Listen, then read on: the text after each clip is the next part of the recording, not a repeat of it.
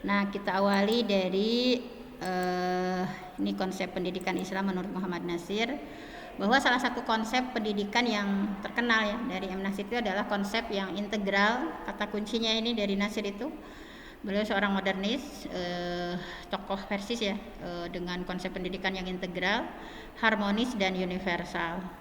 Nah, kita lihat apa yang dimaksud dengan integral. Integral itu pokoknya sistem pendidikan yang memadukan antara intelektual, moral, spiritual misalnya. Nah, jadi dengan integral, jadi kalau sekarang istilahnya holistik ya. Holistik bahwa antara olah hati, olah rasa, olah raga, olah pikir, olah hati, olah rasa, olah raga. Jadi dengan tidak hanya pendidikan itu bukan hanya untuk kognitif saja, misalnya secara intelektual bagus tapi moral buruk misalnya, secara intelektual bagus tetapi secara spiritual rendah gitu. Tetapi bahwa integral yang dimaksud dengan Muhammad Nasir itu adalah bahwa pendidikan itu harus memadukan antara intelektual, moral dan spiritual. Kemudian pendidikan integral ini adalah sebuah gagasan ya yang digagas oleh beliau, bahwa pendidikan integral itu pendidikan yang mencakup diri manusia ya, antara jasmani dan rohani. Makanya Ibnu Nasir dalam mendefinisikan pendidikan itu apa sih? Pendidikan menurut Muhammad Nasir itu adalah pimpinan jasmani dan rohani menuju lengkapnya kesempurnaan dalam arti yang sesungguhnya. Jadi jasmani dan rohani. Kan dulu mah misalnya kadang di Islam itu ya olahraga atau jasmani itu diabaikan, misalnya kalau di pondok-pondok kan misalnya kita juga di Persis dulu nggak ada pelajaran olahraga kayak gitu ya, jadi kayak hal-hal yang sifatnya jasmani itu misalnya ya tidak terlalu itu misalnya, padahal itu adalah pimpinan jasmani dan rohani menuju lengkapnya kesempurnaan dalam arti yang sesungguhnya. Kemudian integral juga pengetahuan dan teknologi itu alat ya, bukan tujuan. Kemudian baik yang berkaitan dengan perintah Allah secara langsung maupun hablum minallah maupun hablum minannasnya ya, harus semuanya harus seimbang. Nah, dalam aspek jasmani, pendidikan itu membentuk jasad manusia yang sehat ya, tentu saja kuat, karena hamba yang kuat dan sehat itu ya lebih mulia di sisi Allah daripada hamba yang dhaif, bahwa innallaha yuhibbul abdat taqiyal khafiyal ghaniya gitu ya. Bahwa bahwa pokoknya hamba Allah yang kuat itu lebih Allah cinta daripada hamba Allah yang dhaif. Nah, jadi alhamdulillah sekarang juga di pemerintahan kita sekarang ya ada di antara 8 profil lulusan ya, dari mulai beriman bertakwa, berakhlak mulia, kemudian kewargaan, kemudian berpikir kritis, kemudian kreatif, kemudian mampu berkolaborasi, mandiri, ada aspek kesehatan. Jadi dimunculkan. Karena sebetulnya ini teh parah ya, hari ini banyak usia 12 sampai 15 yang obesitas. Makan ya fast food, makanan junk food ya. Sehingga banyak yang obesitas, sehingga di usia yang muda juga sudah ada yang stroke namanya. Nah, itu harus diperhatikan bahwa aspek kesehatan. Nah, makanya di 8 DPL, 8 profil lulusan juga masuk harus sehat anak itu. Makanya ada MBG ya, makan bergizi gratis dengan segala kompleksitasnya. Tetapi itu sesungguhnya Presiden menginginkan bahwa aspek kesehatan harus diperhatikan gitu ya. Aspek kesehatan itu bagian dari. Nah, kemudian apalagi dalam aspek rohani ya, pendidikan diarahkan untuk pengembangan potensi bagaimana takwa ya, ketakwaan positif dan fujur, meminimalisir hal-hal negatif. Nah, kemudian harmonis, maksudnya harmonis adalah sistem pendidikan yang menyelaraskan seluruh potensi anak. Jadi dari mulai kita itu kan dikasih potensi berbagai sama Allah ya, baik tadi kognitif, afektif, psikomotoriknya semuanya harus dikembangkan. Nah, ini pendidikan menurut Muhammad Nasir itu adalah pimpinan jasmani dan rohani yang menuju kepada kesempurnaan dan lengkapnya sifat kemanusiaan yang sesungguhnya. Jadi manusia insan kamil, lamun cek orang Sunda namanya gapura pancawaluya, cager, bager, benar, pinter, singer gitu. Jadi cerdas, berkarakter ya. Nah itu, jadi sebetulnya hari ini pun alhamdulillah ya kita sudah diingatkan, para modernis zaman dulu sudah memikirkan hal seperti itu. Jadi pendidikan itu bukan hanya transfer ilmu, tetapi bagaimana upaya menuju kematangan otak dan persediaan rohani yang cukup untuk berpikir menurut garis ilmu pengetahuan. Jadi tidak hanya, sekarang guru itu banyaknya itu hanya sebagai pengajar. Kalau guru sebagai pengajar itu, saya punya ilmu tentang biologi, saya sampaikan selesai, tapi tidak memperhatikan bagaimana perkembangan anak, misalnya perkembangan emosinya, kemudian akhlaknya, adabnya. Sangat sedikit guru yang menjadi seorang pendidik. Seorang pendidik itu kan betul-betul bukan hanya transfer knowledge, tetapi dia betul memperhatikan bagaimana perkembangan akhlak anak, bicaranya apakah lebih sopan, misalnya bagaimana hormat kepada guru, kepada orang tua, bagaimana lisannya berbicara, bagaimana cara dia berjalan, bagaimana akhlak adabnya. Itu adalah kalau guru sebagai seorang pendidik seperti itu.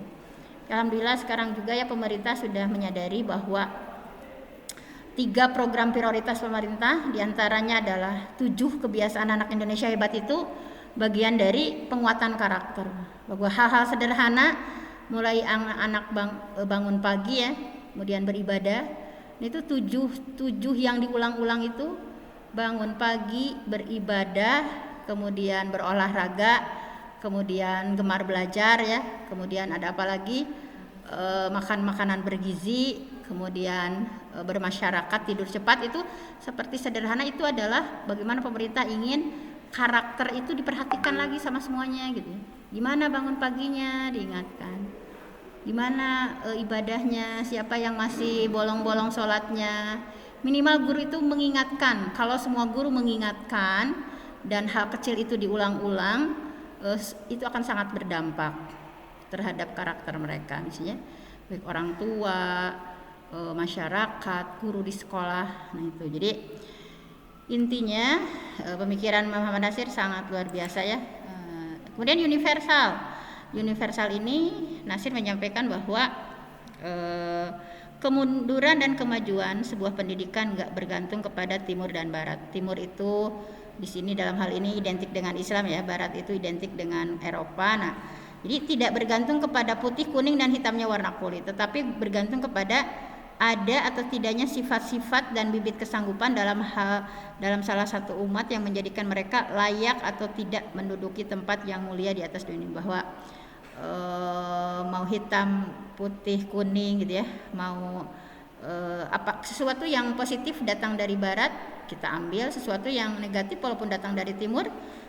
Nah itu jadi kan dulu di zamannya Muhammad Natsir itu kan barat dengan segala kemajuannya ya, dengan segala kemajuannya, Islam dengan segala tradisionalnya. Jadi di Islam itu waktu itu kan TV haram ya, terus misalkan masih ortodok lah, misalnya masih pakai sarung gitu ya, belajarnya itu nggak boleh pakai dasi, masih celana itu nggak boleh misalnya. Jadi masih dengan segala tradisionalnya, belajar itu hal-hal yang sifatnya keagamaan saja misalnya, dan tidak memperhatikan kemajuan yang lain, misalnya mempelajari ilmu umum ya, walaupun istilah umum ini juga bukan, jadi masih memisahkan antara ilmu Islam. Nah, kemudian barat dengan segala kemajuannya, dengan astronominya, misalnya biologinya, sainsnya.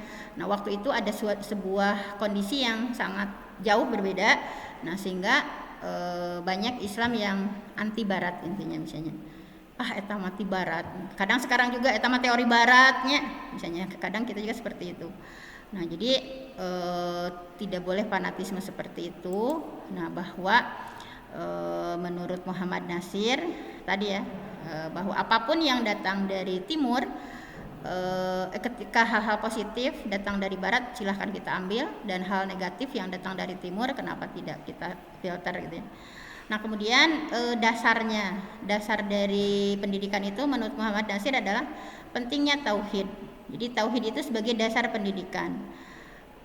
Jadi tauhid ini ya, bahwa kalau tauhidnya sudah kuat, nah kalau tauhidnya sudah kuat ya, sehingga memberikan kepribadian yang mulia ya. Nah di sini ketauhidan itu menjadi dasar bahwa di antara ininya ya, yang menjadi dasar pendidikan yang ditanamkan Muhammad Nasir itu intinya tauhid, manusia mampu menghambakan dirinya kepada Allah supaya dapat menjadi manusia yang mulia di dunia maupun di akhirat.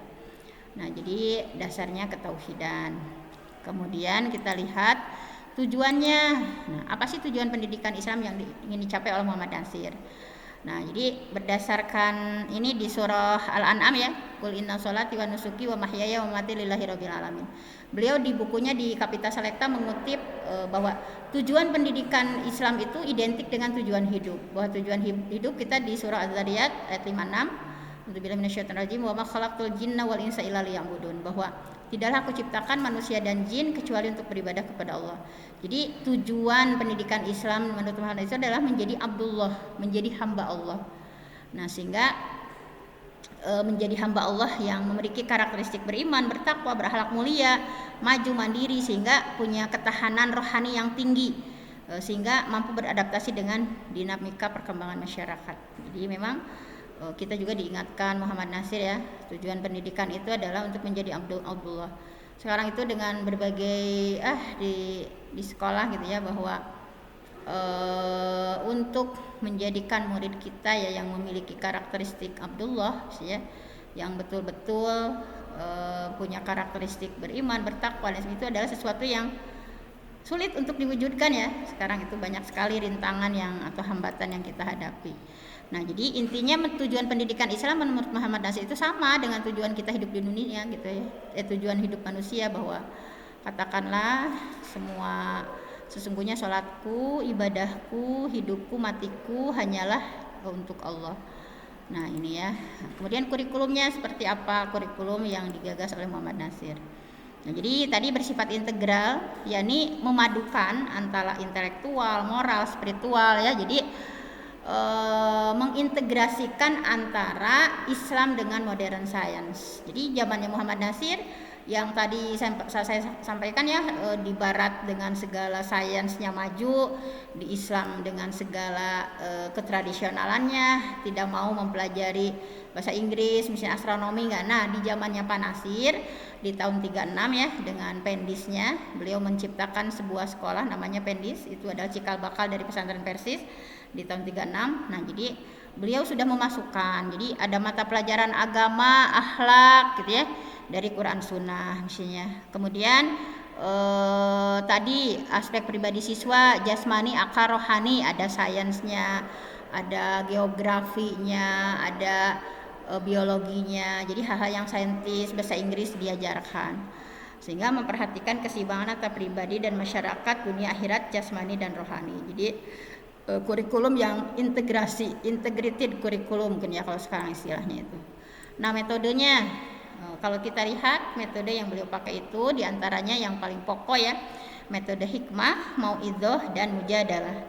Jadi metode hikmah itu bagaimana hikmah ya, cara memberi nasihat yang baik, misalnya ngasih contoh yang baik, misalnya bagaimana bahasa yang baik. Nah, jadi sehingga atas dasar kesadaran diri ya, mengikuti ajaran gitu. Jadi metode hikmah ini sangat efektif sehingga tidak merasa digurui ya, jadi tidak merasa digurui. Jadi hikmah. Kemudian mauidhah. Nah, kalau mauidhah itu nasihat ya, nasihat yang bermanfaat gitu ya, nasihat-nasihat misalnya. Kita sebagai guru harus sering memberikan mauidhah hasanah, nasihat yang baik. Kemudian yang ketiga adalah mujadalah bilatihi ahsan, itu berdebat atau berdiskusi dengan cara yang baik. Misalnya ini biasanya kan orang itu beda-beda ya. Kalau khotibun nas ala qadri uqulihim, bahwa kita harus berbicara dengan manusia sesuai dengan kadar keilmuannya. Misalnya kalau yang ini mah cukup dengan contoh, ini mah harus dengan nasihat, ini mah nggak percaya gitu terhadap itu, harus dengan diskusi, debat dulu baru dia merasa puas misalkan. Nah, itu diantaranya. Kemudian peran dan fungsinya. Jadi intinya pendidikan itu harus berperan sebagai sarana untuk membimbing supaya tadi ya bagaimana manusia mencapai pertumbuhan jasmani dan rohnya sempurna misalnya. Kemudian pendidikan itu tadi menjadikan murid memiliki sifat-sifat kemanusiaan, akhlak yang sempurna. Pendidikan berperan sebagai saran untuk menghasilkan manusia yang jujur, yang benar, membawa manusia menuju tujuan hidupnya, manusia hablum minannas hablum minallahnya ya. Pokoknya pendidikan harus benar-benar mendorong sifat kesempurnaan, bahwa manusia itu manusia yang sempurna dengan segala akhlak baiknya. Nah, jadi peran pemikiran Muhammad Nasir dalam mendorong pembaharuan pendidikan Indonesia. Nah, ini mata kuliah kita. Jadi salah satu tokoh pembaharu Muhammad Nasir, bagaimana dalam mendorong pembaharuan pendidikan Islam di Indonesia. Tadi ya, salah satu ciri yang menonjol dalam pemikiran Muhammad Nasir adalah purifikasinya ya, pemurnian dan modernisasinya atau pembaharuan. Kalau dalam bahasa Arab istilahnya tajdid. Ini ya tajdid. Kita di Persis kenal dengan istilah gerakan tajdid, gerakan pembaharu yang i'adatul Islam ila aslihi, mengembalikan Islam pada asalnya, itu sesuai dengan Quran dan Sunnah. Nah, jadi seperti itu ya, diantaranya pemikirannya ini tadi ada modernisasi, ada pembaharuan, dan ada purifikasi atau pemurnian. Nah, pemurnian ajaran agama, purifikasi itu jadi kembali kepada semangat ajaran Islam yang murni, menghapus sumber-sumber budaya lama diganti dengan budaya baru, atau menggantikan tradisi lama dengan etos yang baru. Nah, purifikasi juga adalah upaya memurnikan akidah dan akidah dari unsur luar Islam ya, misalnya kepercayaan, ritual masyarakat lokal ya, atau agama yang terdahulunya. Jadi bentuk purifikasi ini cenderung menghilangkan atau mengkritisi bagian dari akidah dan ibadah yang dinilai tidak berdasar, tidak sesuai dengan Quran Sunnah. Makanya ada dengan semangat membasmi hurufat, bid'ah, tahayyul gitu ya. Nah, itu seperti itu. Nah, modernisasi. Nah, jadi kita ambil dari tokoh modernisasi itu dari Muhammad Nasir itu tadi ya, tentang purifikasi dan modernisasi. Ini sangat berpengaruh terhadap perubahan sistem pendidikan di negara kita. Nah, ini gerakan pembaharuan Muhammad Nasir bisa dilihat dari ideologi atau gagasan beliau tentang pendidikan Islam tadi ya, bahwa ada konsep ketauhidan dan sebagainya. Modernisasi merupakan upaya menyesuaikan ajaran Islam dalam konteks masyarakat kontemporer supaya lebih responsif terhadap perkembangan dan perubahan di masyarakat. Nah, tadi ya ada modernisasi, sudah mulai bahasa Inggris disampaikan, kemudian metodenya juga tidak hanya sorogan bandongan, tetapi metode-metode modern. Tadi sih hanya disebutkan bagian ya, di zamannya Muhammad Nasir sudah ada metode debat dan lain sebagainya. Kemudian tadi Muhammad Nasir menginginkan pendidikan yang integral, di mana konsep pendidikan yang terjadi dalam pendidikan itu adalah memadukan antara pendidikan umum dan pendidikan agama. Karena memang Indonesia itu kan dijajah 350 tahun oleh Belanda, sehingga dikotomi antara pendidikan umum dengan pendidikan Islam itu sangat itu ya, misalnya Belanda dengan segala modernnya, Islam dengan segala tradisionalannya misalnya. Jadi nah, beliau menginginkan adanya tadi mengintegrasikan antara Islam dengan modern science. Nah, jadi bahwa kan sebetulnya di Islam itu nggak ada ya. Kalau zaman dulu kan Islam jaya 7 abad itu, misalnya seorang tokoh itu segala bisa ya, tidak dibedakan itu ilmu umum, ilmu agama. Nah, itu teh di zamannya Belandanya, orang tadi kotak-kotakan adanya dikotomi. Dari Islam aslinya mah kan pokoknya mah ilmu aja misalnya. Makanya para ulama dulu jago fikih ya, seperti Ibnu Sina ya, misalnya kedokteran hebat, fikih hebat, tasawufnya hebat. Jadi memiliki masagi ilmu teh ya, tidak seperti sekarang mah dipilah-pilah si imam pinter agama umumna itu si imam. Nah, jadi aslinya mah dari Islamnya kan seperti itu, tidak ada dikotomi dalam Islam, semua ilmu itu dari Allah Subhanahu wa taala ya. Walaupun nanti ada ilmu fardhu ain, ilmu fardhu kifayah, misalnya itu beda lagi pembagian dari Imam Al-Ghazali misalnya. Nah, jadi melalui peran pemikiran pendidikan Islam Muhammad Nasir, mendorong pembaharuan pendidikan Islam di Indonesia diharapkan bisa menjadi angin segar ya bagi kemajuan pendidikan Islam di Indonesia dengan mengatasi masalah pokok dan keterbelakangan dalam pendidikan diantaranya. Merombak sistem yang dikotomis kepada sistem yang integrated antara ilmu agama dengan ilmu umum. Yang asalnya ya misalnya dikotomi pemisahan ilmu umum ilmu agama. Kedua, merombak kurikulum dari kurikulum yang dikotomis menjadi kurikulum integrated. Ketiga, menggunakan metode-metode yang applicable sesuai dengan syariat Islam ya. Tadi hanya dicontohkan 3, sebetulnya sangat banyak. Dengan ini diharapkan pendidikan Islam Indonesia menjadi maju, berdaya saing produktif, mampu mengikuti pekerjaan zaman tanpa menghilangkan syariat Islam. Kalau kata Sayyidina Ali, alimu auladakum ala ghairi syakilatikum fa innahu makhluquna li zamanin ghairi zamanikum. Didik anak kalian sesuai dengan zamannya karena mereka itu tidak hidup di zaman. Nah, demikianlah caranya ya, bahwa apa sih kita mempelajari Islam kontemporer di BKKPI misalnya. Jadi dari pemikiran modern seseorang, nah kemudian kita ambil tadi ya ide-ide pokoknya. Tadi kan ide pokok dari Muhammad Nasir apa saja misalnya tentang modern, tentang integral, tentang kurikulum integrity dan sebagainya. Nah, untuk selanjutnya kita akan diskusikan ya. Silahkan barangkali ada yang bertanya, dipersilahkan.